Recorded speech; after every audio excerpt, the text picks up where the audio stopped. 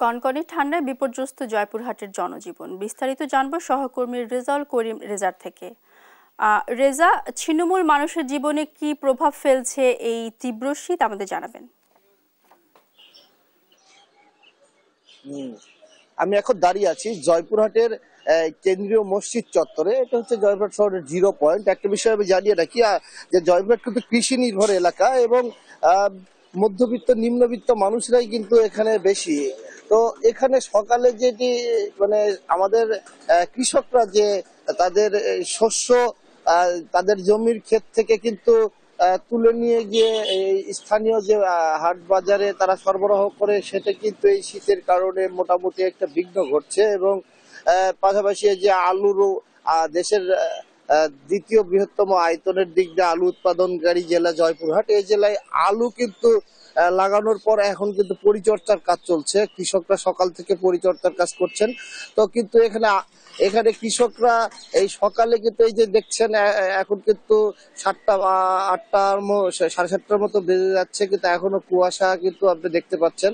তো এরকমই কুয়াশার মধ্যে এবং পাশাপাশি এই মানে তীব্র একটা বাতাস, এই যে বাতাস গত রাত থেকে কিন্তু আবার বাতাসের কারণে কিন্তু এই শীতের তীব্রতাটা কিন্তু বেশি হয়েছে এবং কিন্তু কৃষকরা এই মাঠে কাজ করতে কিন্তু মোটামুটি একটা কষ্টের মধ্যে কাজ করছেন।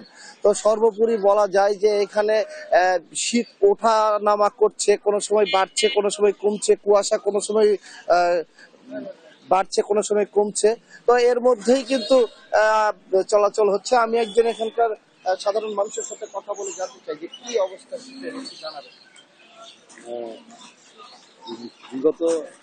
গতকাল সন্ধ্যায় শীত ছিল প্রচন্ড এবং কুয়াশা। আজকেও সকালে অনেক কুয়াশা, অনেক শীত। এর মাঝেও আমাদের প্রয়োজনের তাগিদে বাইরে বেরোতে হচ্ছে। তো এই তো আর কি। ধন্যবাদ। তো আরেকটা বিষয় আমি জানিয়ে রাখি, এখানে জয়পুরহাট আমাদের জেলায় কিন্তু আবহাওয়া অফিসে স্থানীয় যে পার্শ্ববর্তী উপজেলা আমাদের, এখান থেকে আবহাওয়া সংগ্রহ করতে হয় বদলগাছি উপজেলা নওগাঁ জেলার। সেখান থেকে আমাকে যে তথ্যটা সকালে দেওয়া হয়েছে 6টার পর, সেটা হচ্ছে যে আজকে 13.00 ডিগ্রিতে আবহাওয়া অবস্থান করছে। তো এখন পর্যন্ত আপনি দেখছেন জয়পুরহাট শহরে যে সাধারণ যে শ্রমিকরা অর্থাৎ দিনমজুররা যাচ্ছেন, কিন্তু তারা কিন্তু কাজ করতে কিন্তু মোটামুটি এই শীতের কারণে হিমশিম খাচ্ছেন। এবং এখন পর্যন্ত কিন্তু আমরা লক্ষ্য করছি যে ঘন কুয়াশা আরো ঘনীভূত হয়ে আসছে। অর্থাৎ আর কিছুক্ষণ আগে একটু কিন্তু কুয়াশা কম ছিল, এখন কিন্তু সময় যাচ্ছে এবং কুয়াশা কিন্তু বেশি লক্ষ্য করা যাচ্ছে। তো এই ছিল আমার জয়পুরহাট থেকে শীতের পরিস্থিতি নিয়ে সর্বশেষ। রেজা, আপনাকে ধন্যবাদ। দর্শক, জয়পুরহাট থেকে যুক্ত ছিলেন আমাদের সহকর্মী রেজাউল করিম রেজা।